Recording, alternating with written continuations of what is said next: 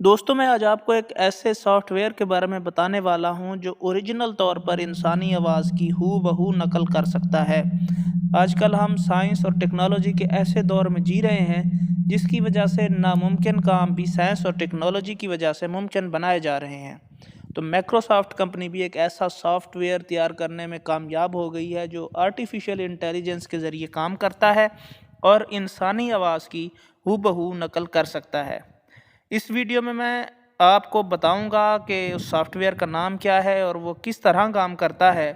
Video पूरी देखें ताकि आप लोगों को इस सॉफ्टवेयर के काम करने का तरीका पता चल सके। तो आप चैनल को ज़रूर सब्सक्राइब कर लिया करें ताकि मैं बहुत ज़्यादा तहकीक और मेहनत करता हूँ आप लोगों के लिए। ये सॉफ्टवेयर इंसानी लहजे की नकल के साथ साथ इंसानी लहजे में मौजूद जज्बाती उतार चढ़ाव और आवाज़ की खरज को भी समझ सकता है। बहुत से आर्टिफिशियल इंटेलिजेंस पे काम करने वाले इंसानी आवाज़ की नकल करने वाले सॉफ्टवेयर्स इसलिए नाकाम हो जाते हैं क्योंकि वो इंसान के इमोशंस को नहीं समझ सकते। इंसानी आवाज़ में मौजूद जो खरज होती है, जो उतार चढ़ाव होता है, पिच और टून का उतार चढ़ाव होता है, वो उस चीज़ को समझने से कासिर हो जाते हैं। लेकिन इस सॉफ्टवेयर का कमाल ये है, माइक्रोसॉफ्ट ने इसे तैयार किया है कि ये जज्बाती उतार चढ़ाव को भी आसानी से समझ सकता है। माइक्रोसॉफ्ट के लिए ये काम नया नहीं है। इससे पहले ये लोग मशहूर मुसव्विरों की पेंटिंग्स की नकल करने वाला एक सॉफ्टवेयर भी बना चुके हैं जिसे इन्होंने डेल ई का नाम दिया था। ये आवाज़ को नकल करने वाला सॉफ्टवेयर टेक्स्ट टू स्पीच है, यानी लिखे हुए अल्फाज को भी आवाज़ में बदल सकने की इसके अंदर सलाहियत मौजूद है। और इस सॉफ्टवेयर को इस्तेमाल करके आप दुनिया में किसी भी इंसान के लहजे की नकल कर सकते हैं। किसी इंसान की नकल करने के लिए उस इंसान की आवाज़ की सिर्फ 3 सेकंड्स की फ़ाइल या रिकॉर्डिंग चाहिए होती है। यह सॉफ्टवेयर इस हद तक मौसर है कि यह आवाज़ के ज़ीरो बम की भी नकल उतार सकता है। इस सॉफ्टवेयर से फेक ऑडियोज़ और वीडियोज़ का एक सिलाब आ सकता है कि इस सॉफ्टवेयर से ऑडियोज़ में आवाज़ वीडियोज़ में आवाज़ डाली जा सकती है और किसी भी इंसान की फ़ेक ऑडियो भी तैयार की जा सकती है और इसको नेगेटिव तरीके से इस्तेमाल किया जा सकता है। ये सॉफ्टवेयर मसनूई ज़हानत के ज़रिए तैयार किया गया है। इब्तदाई तौर पर इसके अंदर अंग्रेज़ी ज़बान की 60,000 घंटों की रिकॉर्डिंग सेव की गई हैं, जिसके ऊपर इस सॉफ्टवेयर को ट्रेनिंग दी जा रही है।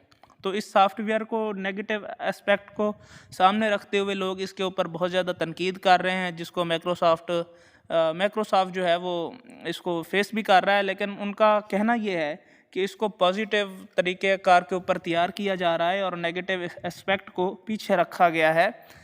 तो पॉजिटिव तरीके से इसको इस तरह इस्तेमाल किया जा सकता है कि जैसे कि फ़िल्मों वगैरह की डबिंग होती है, तो कोई आर्टिस्ट अगर दौरान डबिंग मसरूफ़ हो गया कोई दूसरे काम में, तो उस आर्टिस्ट की जगह पे सॉफ्टवेयर को इस्तेमाल किया जाएगा और उसकी आवाज़ में हूबहू उसकी ओरिजिनल आवाज़ लगेगी, जैसे वो डबिंग में पहला हिस्सा डब कर चुका था और दूसरे हिस्से में किसी वजह से वो कहीं दूसरे काम में मसरूफ़ हो गया या उसने अपना कॉन्ट्रैक्ट छोड़ दिया, तो इस सॉफ्टवेयर को इस्तेमाल करके डबिंग कराने वाली कंपनी जो है वो आसानी से अपना प्रोजेक्ट मुकम्मल कर सकेगी।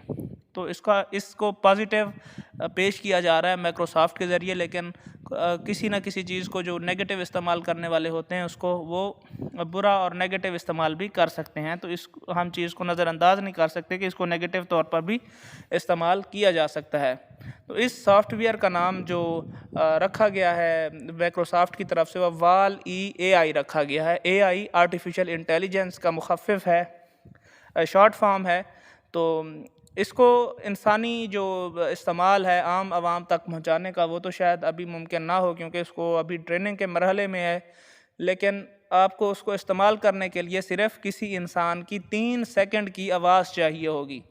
ये रिकॉर्ड की गई आवाज़ों और व्हाट्सएप और वॉइस मैसेजेस के ज़रिए जो आवाज़ें होती हैं उसके ऊपर ये थोड़ा सा गड़बड़ा जाता है, ठीक तरीके से काम नहीं करता।